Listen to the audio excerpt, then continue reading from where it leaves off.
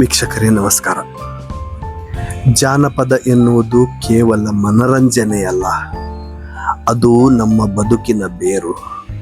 ಇತ್ತೀಚೆಗೆ ನಡೆದ ಪ್ರತಿಷ್ಠಿತ ಖಾಡೆ ಸಾಹಿತ್ಯೋತ್ಸವದಲ್ಲಿ ಕರ್ನಾಟಕ ಜಾನಪದ ಅಕಾಡೆಮಿ ಸದಸ್ಯರಾದ ಜೀವನ್ ಸಾಬ್ ವಾಲಿಕಾರ್ ಬಿನ್ನಾಳ್ ಅವರಿಗೆ ಜಿ.ಬಿ. ಖಾಡೆ ಜಾನಪದ ಸಾಹಿತ್ಯ ಪ್ರಶಸ್ತಿ 2006 ನೀಡಿ ಗೌರವಿಸಲಾಯಿತು.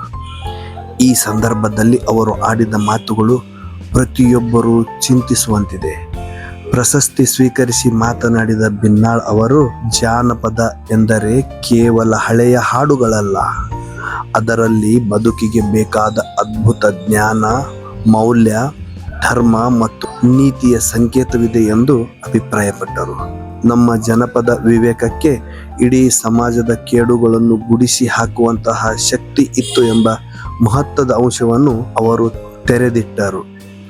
ಇಂದಿನ ಜಾನಪದ ಪ್ರಯೋಗಗಳ ಬಗ್ಗೆ ಕಳವಳ ವ್ಯಕ್ತಪಡಿಸಿದ ಅವರು, ಹಿಂದಿನ ಕಾಲದಲ್ಲಿ ಜಾನಪದವು ಅತ್ಯಂತ ಅರ್ಥಪೂರ್ಣವಾಗಿತ್ತು, ಆದರೆ ಇತ್ತೀಚಿನ ದಿನಗಳಲ್ಲಿ ಅಶ್ಲೀಲತೆಯ ಸೋಗಿನಲ್ಲಿ ಜಾನಪದಗಳನ್ನು ತಪ್ಪಾಗಿ ಬಳಸಲಾಗುತ್ತಿದೆ ಎಂಬ ಆತಂಕವನ್ನು ಎಲ್ಲರೊಂದಿಗೆ ಹಂಚಿಕೊಂಡರು.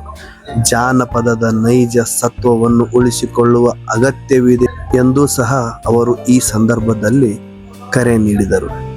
ಜಾನಪದ ಲೋಕಕ್ಕೆ ಜೀವನ್ ಸಾಬ್ ವಾಲಿಕಾರ್ ಬಿನ್ನಾಳ್ ಅವರು ನೀಡಿರುವ ಸುದೀರ್ಘ ಸೇವೆಯನ್ನು ಗುರುತಿಸಿ ಈ ಪ್ರಶಸ್ತಿ ನೀಡಲಾಗಿದೆ. ಕಾರ್ಯಕ್ರಮದಲ್ಲಿ ಅನೇಕ ಸಾಹಿತ್ಯಾಭಿಮಾನಿಗಳು ಮತ್ತು ಗಣ್ಯರು ಉಪಸ್ಥಿತರಿದ್ದು, ಬಿನ್ನಾಳ್ ಅವರ ವಿದ್ವತ್ಪೂರ್ಣ ಭಾಷಣಕ್ಕೆ ಮೆಚ್ಚುಗೆ ವ್ಯಕ್ತಪಡಿಸಿದರು. ನಮ್ಮ ಮಣ್ಣಿನ ಸೊಗಡಿನ ಇಂತಹ ಇನ್ನಷ್ಟು ಸುದ್ದಿಗಳಿಗಾಗಿ ಚಾನಲ್ ಅನ್ನು ಸಬ್ಸ್ಕ್ರೈಬ್ ಮಾಡಿ.